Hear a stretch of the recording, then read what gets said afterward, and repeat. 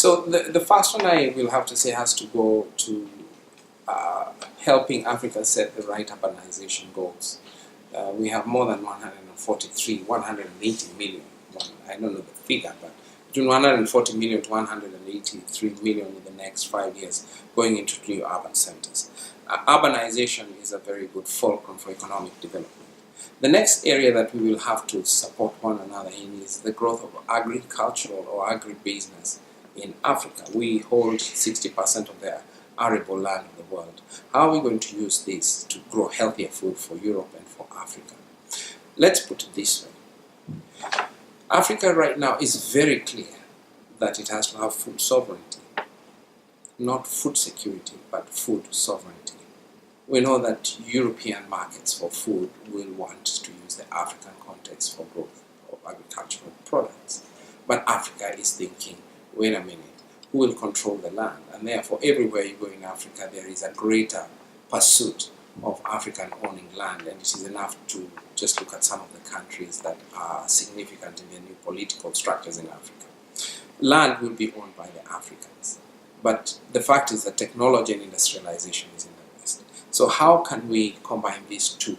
Rich resource base in Africa and rich technological understanding from the Western world. How do we put these two together? An agribusiness, which is the source of employment for most of the youth population in Africa, will be seriously dependent on how we handle the question of agriculture and agribusiness, food processing.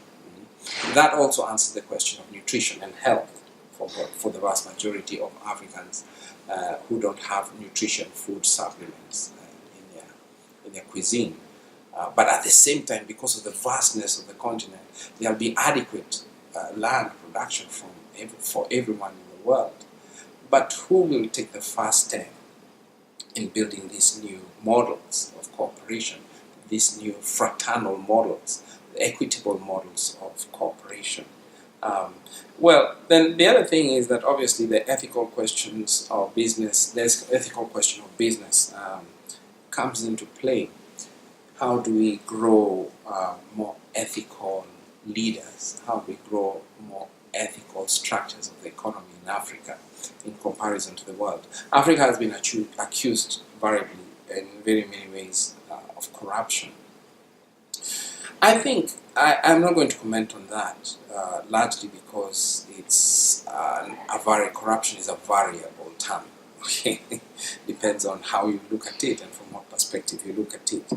But this is very clear, that with the new technologies, with the mobile technologies, with internet technology, with the new modes of communication of the media, so we're moving away from digital media in television sets to digital media on the mobile phone. We're looking at the social media, Facebook, Google, Twitter, you name it, Snapchat. Information will be democratized. Unethical behavior will be democratized. More and more people will be aware of the unethical behavior of the world. If we increase our markets, intra-African markets and intra-European markets, this will bring to light very many malpractices, whether they're from Europe or from Africa, whether they're resource exploitations that are not ethical from Europe, or there are corrupt use of resources of the common good in Africa from African leaders. All this will come to light, and it is in Africa. There is one thing changing in Africa, that information is democratized. There is nobody who can hide. As some corruption goes on, it's in the public sphere. And that will make people ask their leaders to come to book because of that. There's no more hiding. And the more we increase this kind of partnerships, this kind of sharing of information, the better it is for the world in terms of ethics, business ethics, and local communities inclusion in the production,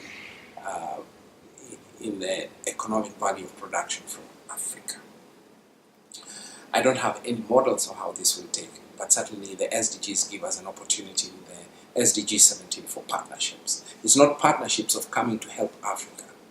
It's partnerships to understand that Africa is a child, another brother and sister on the table of the economic gravy train.